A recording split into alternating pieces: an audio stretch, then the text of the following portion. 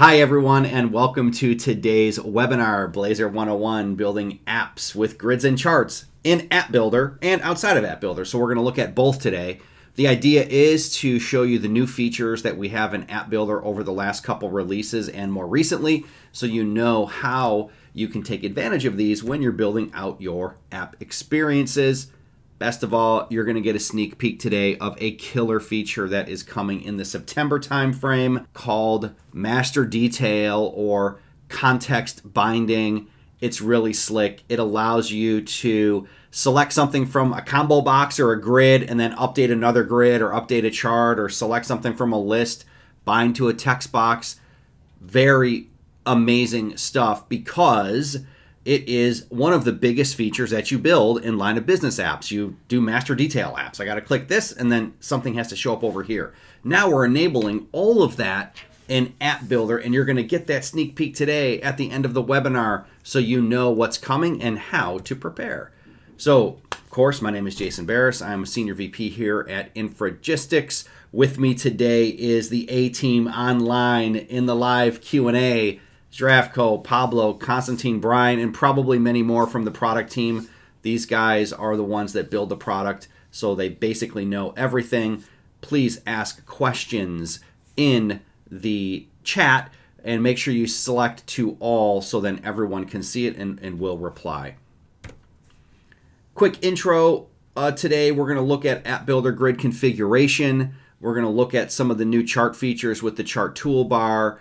We're going to spend most of the time doing a demo, and then we'll wrap this up. Stick around to the end so you can see the new sneak peek features that I want to demo. Ask questions in the Q&A or chat, as I mentioned, and the recording and slides will be sent tomorrow. So let's go ahead and get started. I want to highlight this. Whenever we talk about grids, our grids have features for every app need. So no matter what you're trying to build, we have it in a grid.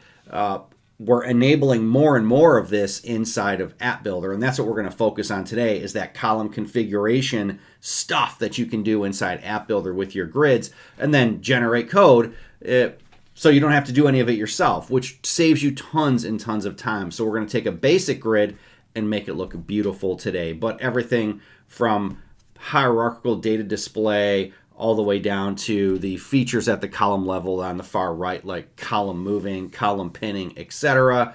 Of course, the grid is virtualized at a row and column level, so you don't have to worry about this stuff when you are binding large amounts of data.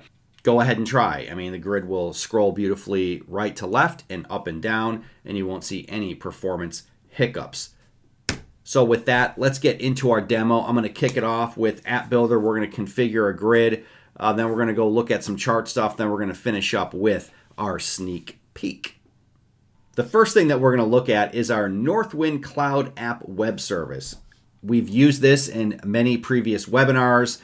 It's up on the public web, and it has a bunch of different APIs for Northwind, which most of us know pretty well. I'm going to use a couple of these APIs today. I'm going to use employees. So we'll go ahead and click try it out, execute this guy, and I'm going to get back my employee list.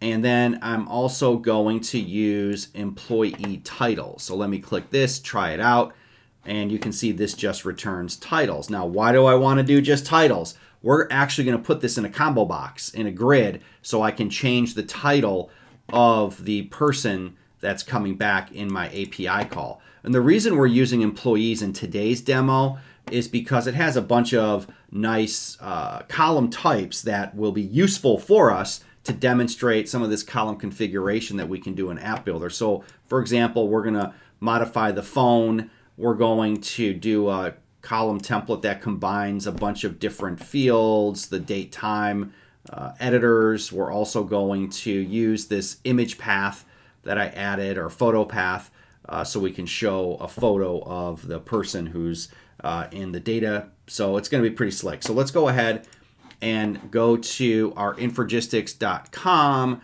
And if you're not familiar with App Builder, you just go to Design and Development, click on the App Builder link, and you are brought over to the App Builder homepage. I'm going to go ahead and click Sign In. And now I am in my login. Click my Microsoft login, and we are ready to rock and roll inside of App Builder. So the first thing that I'm going to do is create just a simple one screen application. So I'm going to go ahead and click Create New App, and I will just do a blank app like so. So I'm going to click this and use template. This will just have a master view.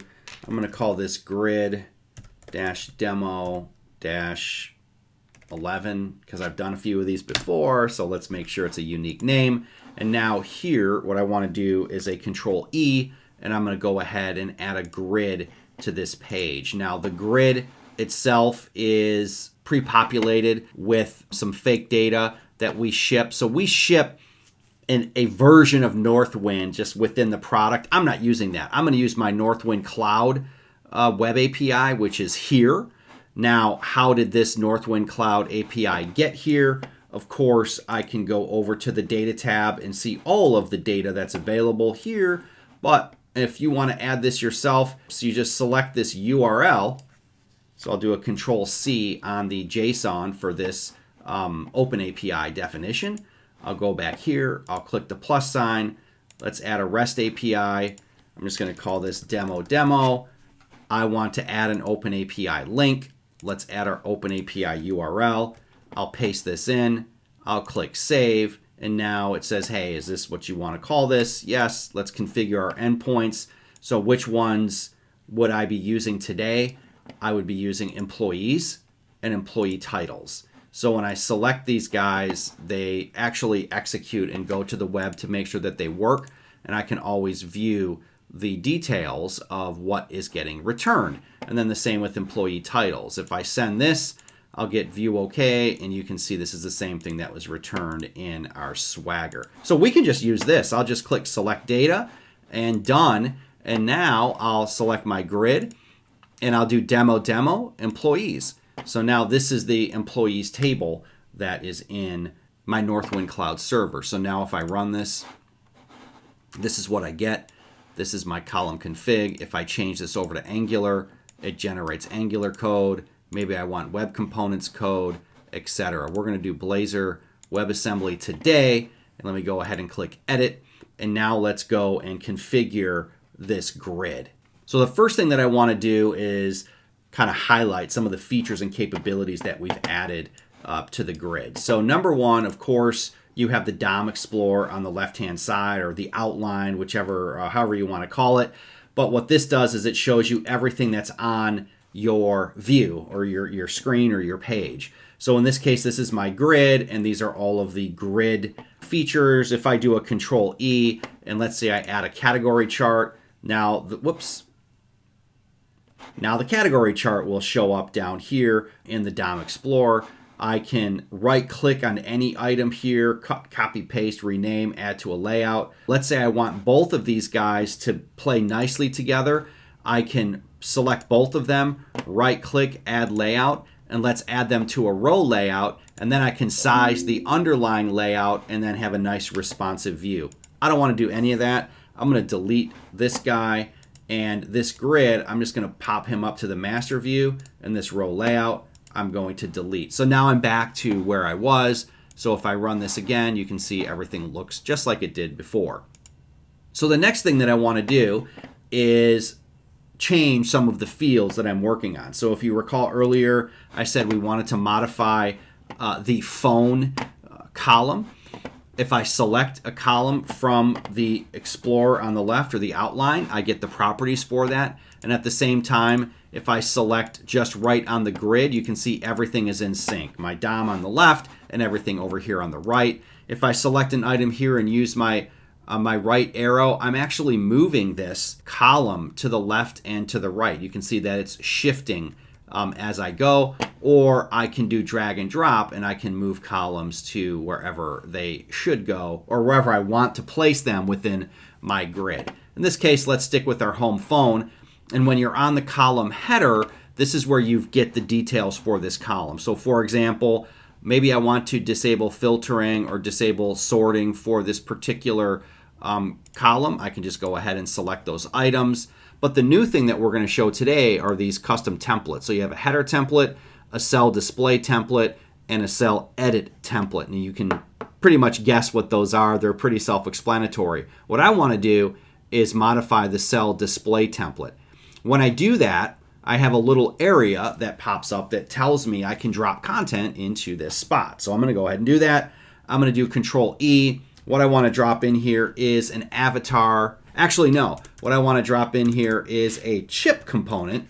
So I'm going to do a chip, and you can see that now we have a chip component in this column instead of the phone number. Now the chip component by default has an icon and it has some bound text. So the icon, since this is a phone number, I want to change this. We ship with a bunch of different icons. I'll search for phone. There's a bunch of different phone options here. So I'll select the phone icon, and then I will select the item itself, and I want to change the chip properties to be bound to the data context of what's in my grid. And you can see here's all the fields that are in my grid. So I'm going to change this to home phone. So now the chip is living inside of the column. So now when I hit run, and I'll scroll over to the right, you can see I have a much nicer stylized representation of my phone than just a phone text. Now, what would I do next? Well, in your code, or maybe I have another screen or a pop-up, I could click this with actions that live inside the grid, and then maybe do something different. Do a phone call, start up Teams, whatever I want to do. So let's go back to edit, and the next column that I want to modify is the employee column. In this column, what I want to use is this photo path field that's part of my database. And this is actually a field to real images online. And I have an employee ID column here. I have a last name column here. When you start to build this out, you might want to think about how is the edit versus display going to work. In this case, I'm not going to let anyone edit this column. So I'm going to reuse the last name column. You could select any column. It doesn't really matter. Everything, because we automatically bound to the grid, is bound. If you click the X, now you'll see that there's no binding here. So it's up to you how you want this to work. But I'm going to go ahead and click Cell Display again. And in this case, it says Drop Content. I'm going to do a Control E to bring up my shortcut. And avatar is what I want to place here. So with this avatar, what I can do is change the type of display or property that it's going to use, from an icon to initials to image. I'm going to say use an image, and then I want to use, scroll down, of course, the photo path that's in my data set. So this is the photo path of the people that I have in my table in the Northwind Cloud. I want to use a large image so it looks kind of cooler. So there's my large image of each person. I want to continue to work on this, so I'm going to do a Control E, and I want to add 3 text boxes. My text boxes are going to have the person's title of courtesy, first name, and last name. So my style for this text will be body 2, which kind of matches here, I think. We'll check it out when we run it, but it's just as easy as doing data binding. So let's do title of courtesy. So there's Mrs., and let's go ahead and make this a little bit bigger. I'm going to go ahead, Control C, Control V like so. I'm going to change this guy to first name, and I'm going to change this guy to last name. So now I have Miss Nancy DeVillio, Dr. Andrew Fuller. But in order to set maybe some global properties on this and to make sure the layout is correct, I want to put all of these inside of a row layout. So I'm going to select all 3 of these. You can see they're selected here. I'm going to right click, I'm going to add a container, and I'm going to add a row layout. So now all of these are kind of grouped together into that layout. And to set some spacing between them, I can use the gap property. So let's set maybe a 4 pixel gap between each bound text box and this avatar. And maybe the avatar you want to have even more gap around. So let's change this to like 10 pixel gap like so. And maybe I'll make it a little bit longer. We'll kind of see how this looks when we run it. We just want to make it look good for the amount of data that we're showing. But on the row layout itself, now you have some other properties that you can set. So this has, if I want to select bottom, vertical alignment. If I want to set center, I can do center. If I want to leave it at top, I can leave it at top. And then horizontal alignment, do I want it to be left, flex, start, center, etc.? I'm just going to leave it at center because that looks pretty good. And maybe we will just make it a little bit longer. We can get Margaret Peacock in there. So let's just go see how this looks. I'll click run and it looks great. So I've got this beautiful column template here with an image, with the first name, last name, etc. And my grid is already starting to shape up nicely. So the next thing that I want to do is add a combo box to the title here. So first, let me go back to column 2. I'm going to type a header here, and I'm going to just say employee info, which is cool by me. And let's go to title. So let's go ahead to the title, and I'm going to do a cell edit template for this title. You can see I have the display template and the edit template option here. So as I select these guys, you can see that I've got a different area to drop the content in. So let's do a Control E, and you guessed it, let's add a combo box. So here is my combo. We're going to make this a little bit bigger so it gives it a little bit more space, and we'll kind of play with how this looks. I want to customize this a little bit. I do not want the placeholder. And let's see, I want to do single select on the combo. So now it's a single select combo, not a multi-select. But what are we going to put into this value? So first, let's change the data source. And in this case, I don't want employees. I want just the employee titles. So I want all of the titles that are available to me to give to these employees. And I will change the value that this is bound to title. Now, for the value key, I can use title. I just want to bind the value because that's what we're bound to. And when we do an update, I want to make sure that the title that I select for my employee's title is going to update the title property in the underlying employees table. So what I will do next is on the grid itself, I will go to features, add features, and let's select row editing. So I'm going to do a row edit in this case.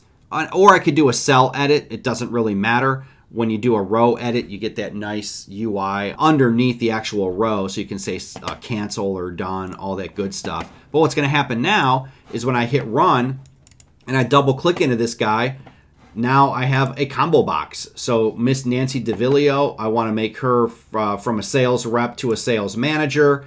And I'll click done. And now I'll go back and you can see that it's bound to the same data. There's my sales manager. We'll run it again. And sales manager is updated. So for every column now, I can go ahead, use my combo box, and keep in mind the cool thing here is that my combo box was using a different data source than the underlying data source of my grid, but it's that easy to do. And you can play around with how the width should look. It's really up to you. I kind of made mine a little bit wider maybe than it needed to be. But all of this can be controlled by you, and it's going to look beautiful either way. So actually really, really cool. So just like that, in a couple mouse clicks, I have a combo box in a cell with no lines of code. So what are we going to do next? Let's go to our address column. And on the address column, I want to do another cell display template. And here I have address. So let's do a Control E, and I want to do a text box. And this text box will be bound to my address, and I'm going to Control C again, and I'll do a Control V. Whoops, note that. Let's do a Control Z there. I didn't want that. I want to Control C, and I want to do this within my cell display template. We'll do a Control V. This guy I want to be bound to not address, but maybe city, and we're going to make it a little bit smaller. It'll be like the caption size, and let's do a Control C, Control V. And then for the last one, let's go ahead and bind it to country. So let's bind it to country. Now in this case, I want a column layout with 2 row layouts. So I'm going to select all. I'm going to add these to a column layout. Then I'm going to take these 2 and I'm going to right click and add these to a row layout. So now I kind of have a nice display. I'll make it a little bit wider. And these 2, you guessed it, what am I going to do? I'm going to change the gap to 3 pixels. And like magic, it is ready to go. So if I run this, you can see that I have my address now has the first line of the address, and it looks a little bit bigger. Maybe I want it a little bit bolder. And then this guy is captioned, so it's smaller. And if we want, we can tweak this a bit. So let's go back here. Maybe we'll leave that at body 2 and this at caption. So that's cool. So now my grid still isn't done because I have all these columns that are kind of hanging out, like first name, ID, etc. So what I can do is I can go over to the DOM and I can click this button and I can start hiding columns like so. So title of courtesy, let's go ahead and hide that. We'll leave the dates in there. City, I don't need. We'll hide that. Region, postal code, country, I'm going to multi-select. I can go back over here and I can click hide. So now they're hidden from over there. Extension, notes, reports to, all this stuff I do not need. Let's go ahead and hide these guys. And that's it. Now on this column, I want to disable editing. And I want to disable editing here. I just don't want to. My preference, your preference, whatever the heck, doesn't matter. But when I run this guy now, I have a beautiful grid that's completely styled, has all kinds of cool column templates, and I didn't write a single line of code, and you can see everything is getting done inside of the generated code in Blazor. The other thing I wanted to highlight is that just from a data type perspective, these are date time fields, so you will get the correct types on things like date time, which is pretty slick. So if I go back to edit mode, one last thing I might want to do is then go and change the headers. So I'm going to change this guy to title with a capital T. Birth date, I'll do a capital B, and we'll put a space. For hire date, we'll do the same thing. We'll do an H, and we'll put a space for the D. We'll do an address like so, and we'll do home phone finally like so. And there you go. So just like that, I have everything that I need to deliver a beautiful grid experience to my customer. And of course, I can still add things like grouping. So let's say I go back to my grid here. I'm going to go add a feature. Let's do grouping. And we can enable all these features. It doesn't really matter. And we'll just run this again. And what you'll be able to see is, like, if I want to group by sales manager, I'll go ahead and drop title. And now I can see there's one sales coordinator, two sales managers, a bunch of inside reps, and one VP of sales. So again, enabling all of this capability inside the grid is super easy. And what would I do next? Grid Demo 11, Blazor WASM. I would click here. I would download this zip file, and I have a full project of everything that you would expect in this grid. So let's go ahead and click this guy. I'll extract all. And let's go and double click my application. And we'll just hit run.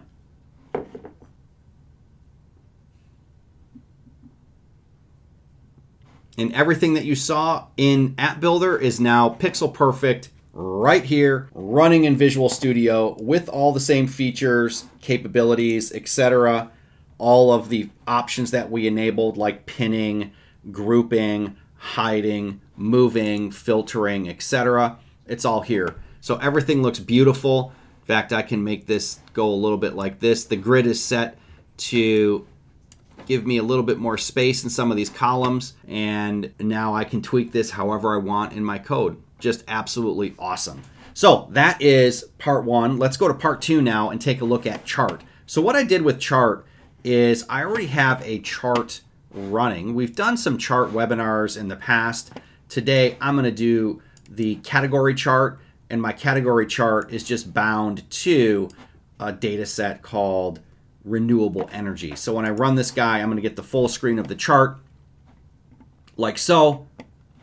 And there we have our chart. Looks great, does all the things that I want. I can do a range select, zoom in and zoom out with my mouse, you know, everything that I want to do. So what do I actually want to do next? What I want to do is add the legend and toolbar into this chart. So one of the things about the chart, we just shipped this new chart toolbar feature, and it's technically a preview. We're working on a few more capabilities with the toolbar currently, and one of them is enabling a simpler binding of a toolbar to a chart without you having to do any additional work like I'm doing here, which is sticking stuff into divs so you can actually see it, which, you know, no one wants to start messing around with CSS when they're doing this. So what I'm going to do is I'm going to go ahead and type all this stuff in. We've got above content split, and this is going to be left, and I've got right. And what this is doing is essentially creating in CSS here, if I look at the index.css, it's essentially creating a split view with two areas on the top for a legend and a toolbar, and then the chart underneath. But keep in mind, this will go away, but for today's demo, we're just going to keep doing it.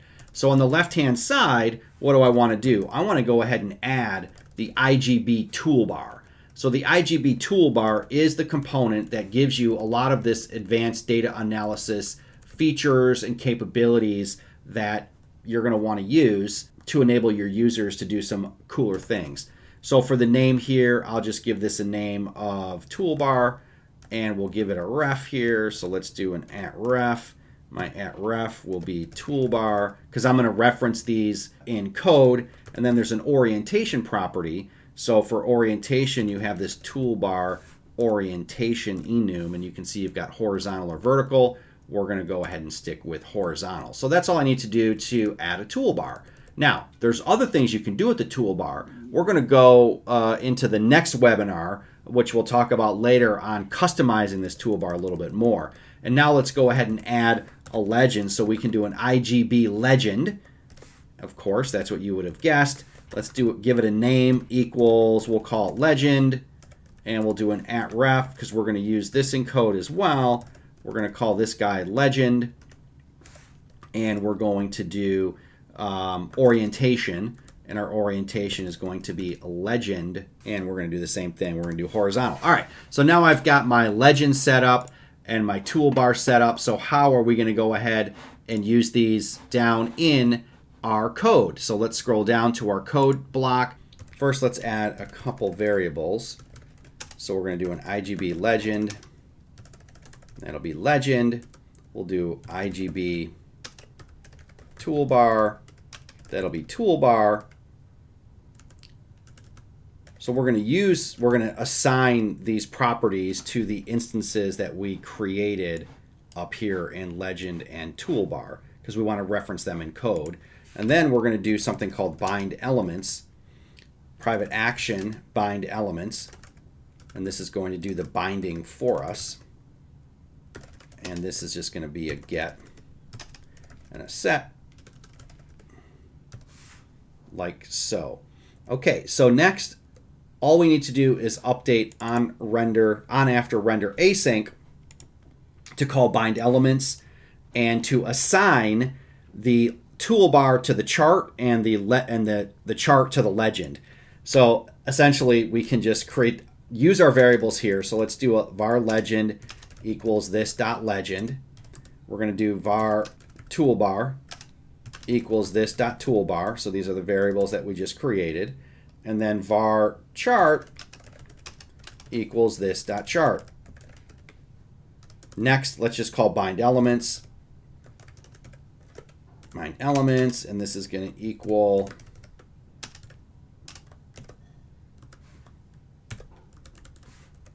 you guessed it, there is a target property on the toolbar, and we're going to set it to the chart.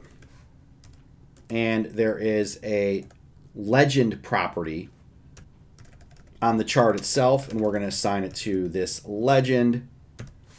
And then we can just call, after all that work, this dot bind elements, and we are good to go. So in this case, we're doing a little bit of extra code to tie all of this together right now. In the future, we're just going to have a declarative markup way of saying, hey, this toolbar goes to this chart goes to this toolbar, etc., etc.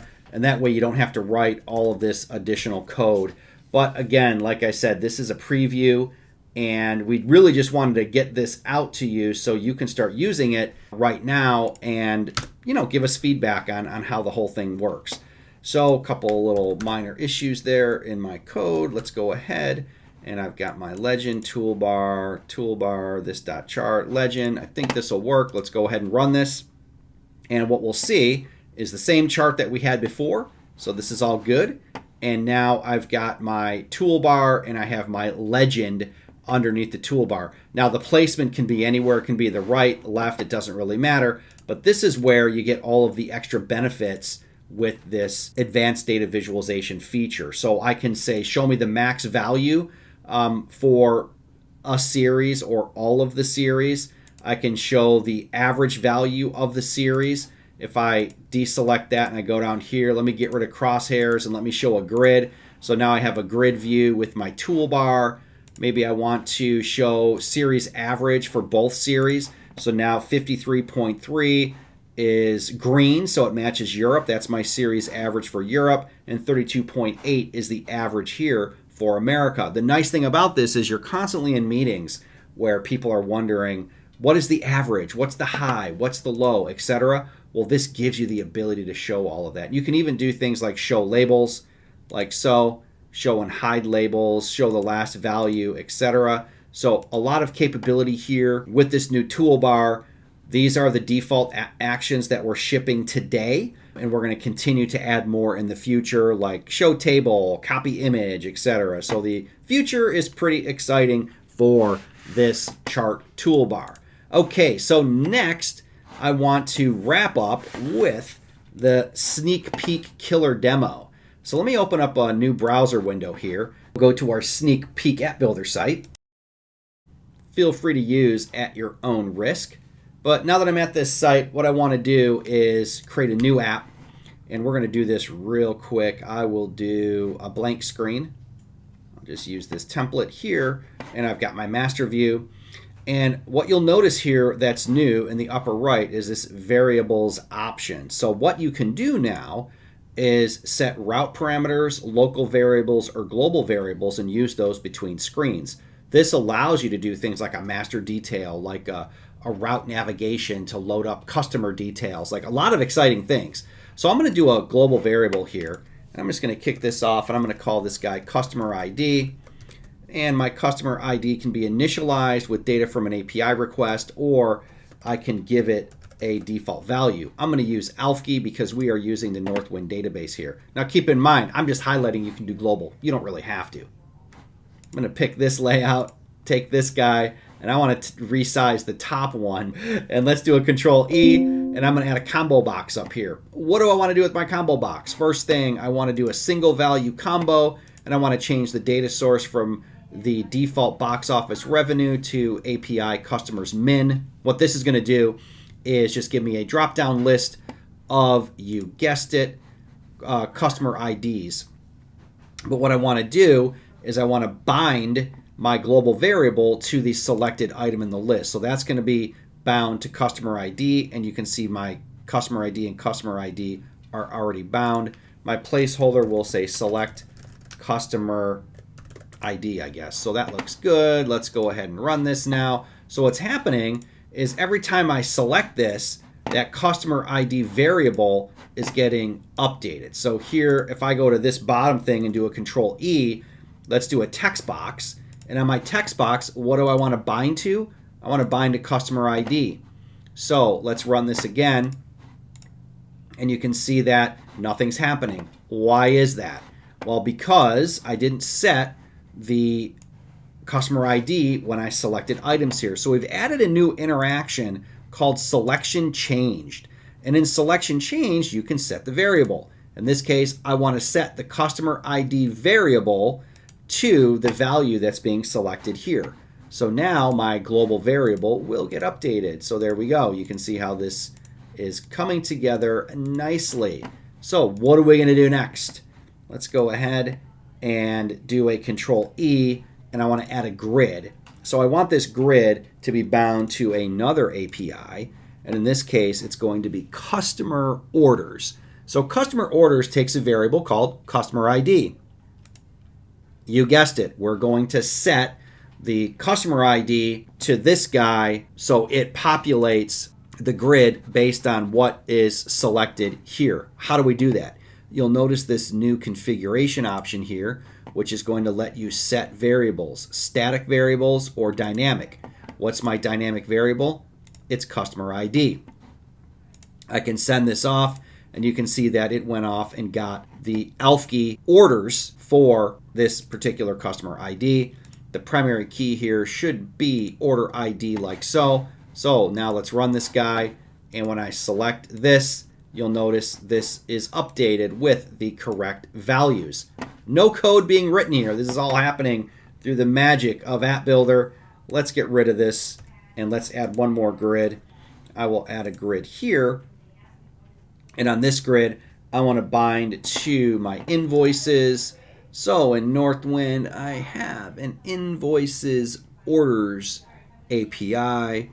Let's see, invoices orders. There we go. So we're going to bind to this. You'll notice it switched over to mock data because it doesn't have an order ID to show those invoices yet. So what I want to do is I want to change this to whenever I select this row here, it updates this guy here. So I'm going to add a feature.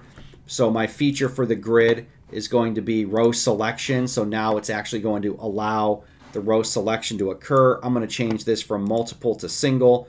We're going to make this a default. Once you enable the API, it'll be automatically set to row selection.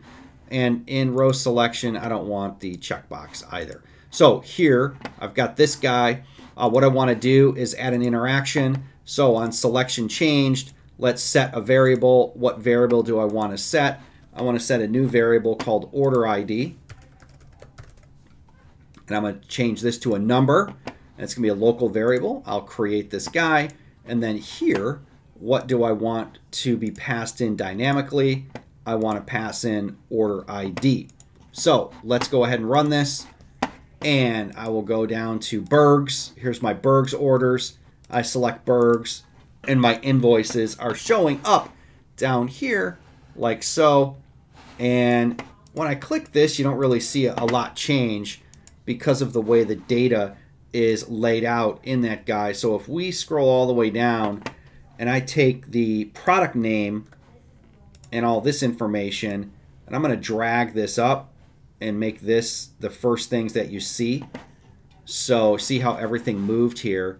Now when I run this and you select this, you can see clearly that all of the products are changing based on what I select. So like that, no lines of code, literally like magic. I just had my web API set up.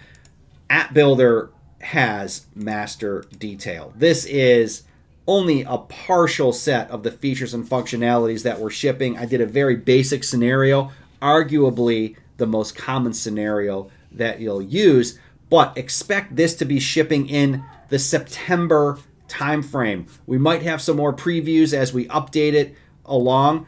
Feel free to use this URL, bang on it yourself, and give us some feedback. So let's get back to the slides.